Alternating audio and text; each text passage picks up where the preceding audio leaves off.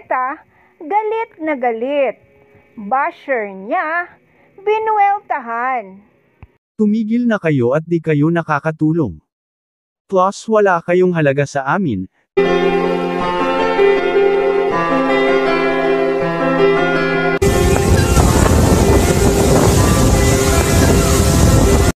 Nagbigay ng opinyon si showbiz columnist Christy Fermin sa Showbiz Now na nitong Linggo ika-15 ng Oktubre, kaugnay sa ginawang pagbanat ni megastar Sharon Cuneta, sa isa nitong basher.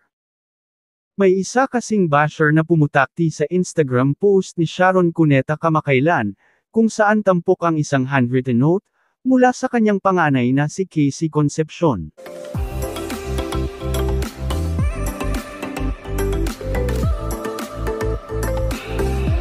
Then stop comparing ng mga anak mo, saad ng basher sa comment section. Tila nag-init at sumabog ang megastar, kaya hindi niya pinalampas ang pagkakataon na buweltahan ito. Ani Sharon sa basher, for the record sa iyo at sa mga kasing kitid mo mag-isip, kayo ang nagpipilit na ikumpara ang mga anak ko, hindi ako.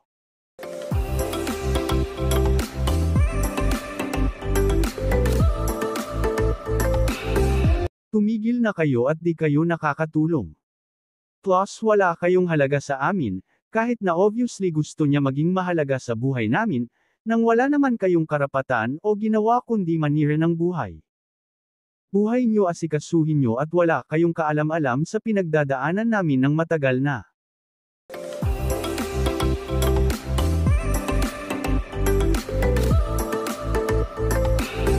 Pero sa pananaw ni Christy Fermin, at ng kanyang mga co-host na sina Romel Chica at Wendell Alvarez, hindi dapat ito ginawa ni Casey.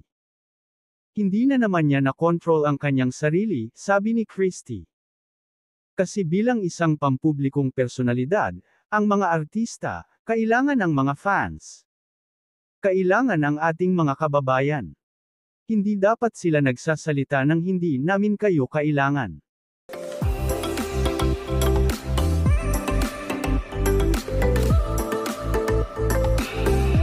Kailangan talaga maghinahon si Sharon muna sa mga sagot niya, segunda naman ni Wendell, at hayaan na lang niya yung mga basher doon kung ano man ang sasabihin ng mga basher. Dagdag pa ni Christy, ganoon daw talaga.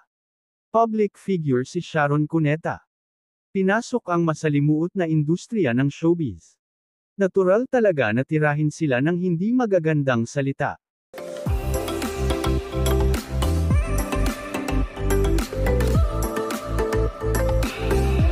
Kaya mas mabuting palampasin na lang. Alam niyo na nakabukas ang pintuan, para kayo ay purihin at pansinin, sabi pa ni Christy. Saka kung uugatin daw, tila si Sharon naman talaga ang dahilan, kung bakit nagkaroon ng impresyon ang tao na mayroon siyang tinitingnan o mas paborito, sa kanyang mga anak.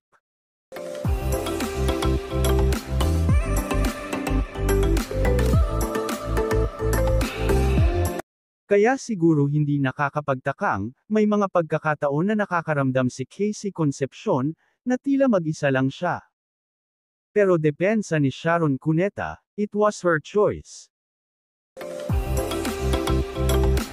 Kayo, anong masasabi niyo? Thank you for watching, and please don't forget to subscribe.